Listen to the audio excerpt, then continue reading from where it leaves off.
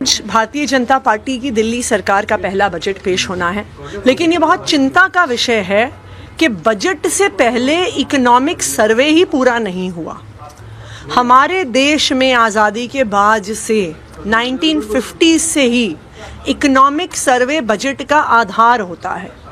जो economic survey है वो सारे आंकड़े देता है अर्थव्यवस्था के, वो सारे आंकड़े देता है टैक्स कलेक्शन के, फिस्कल डेफिसिट के, फिस्कल सरप्लस के, कि पर कैपिटा इनकम कितनी है। तो जो एक इकोनॉमिक एनालिसिस और इकोनॉमिक डेटा होता है, जो बजट का आधार बनता है, वो इकोनॉमिक सर्वे से आता है। तो ये एक बहुत बड़ा सवाल है कि बिना इकोनॉमिक सर्वे के आखिरकार बजट कैसे बना दिया।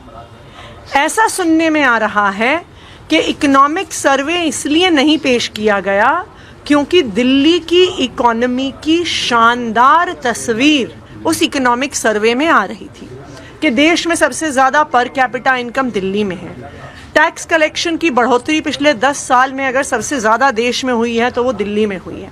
अगर देश की इकलौती फिस्कल सरप्लस में चलने वाली सरकार है वो दिल्ली की सरकार है, क्योंकि आम आदमी पार्टी की अरविंद केजरीवाल जी की 10 साल की सरकार से दिल्ली की अर्थव्यवस्था में बहुत शानदार ग्रोथ हुआ है, बहुत शानदार विकास हुआ है।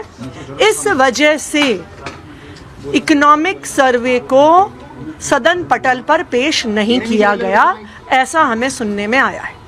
सत्ता पक्ष का कहना है कि 15 साल सीधा गवर्नमेंट थी, 4 साल वहाँ भी इकोनॉमिक सर्वे के बिना ही बजट पेश किया गया था। तो ये क्या अच्छी बात है? क्या ये अच्छी बात है कि वो कह रहे हैं कि हमने बिना पढ़े लिखे सोचे समझे इकोनॉमिक आंकड़ों को देखे, दिल्ली की आर्थिक परिस्थिति को देखे, दिल्ली की अर्थव्यवस्था के, जो इंडस्ट्री के, जो व्यापारियों के, जो किसानों के, जो इकोनॉमिक इंडिकेटर्स हैं, उनको देखे बिना अगर हम अपना बजट बना रहे हैं तो मुझे ये ऐसा लग रहा है कि ये खुद ही कह रहे हैं कि हमारी कोई पढ़ी लिखी सरकार नहीं है, हम आंकड़े देखने में विश्वास नहीं करते, हम एनालिसिस में विश्वास नहीं करते, हम किस आधार पर बजट बना रहे हैं ये तो बिल्कुल ही साफ नहीं हो रहा अगर आपके पास आंकड़े ही नहीं हैं।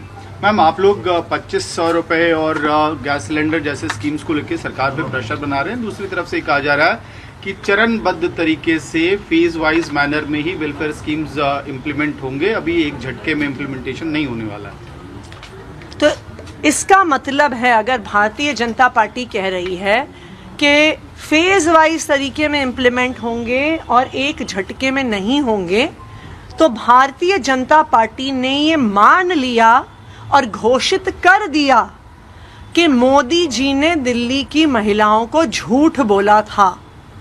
मोदी जी ने बार बार दिल्ली चुनाव से पहले ये कहा कि ये मोदी की गारंटी है कि 8 मार्च तक दिल्ली की महिलाओं के खाते में पैसे आएंगे, लेकिन आज भारतीय जनता पार्टी ने ये आधिकारिक घोषणा कर दी है कि मोदी जी ने झूठ बोला। 8 मार्च को पैसे ना तो आए, ना आने वाले कई सालों तक आने वाले हैं।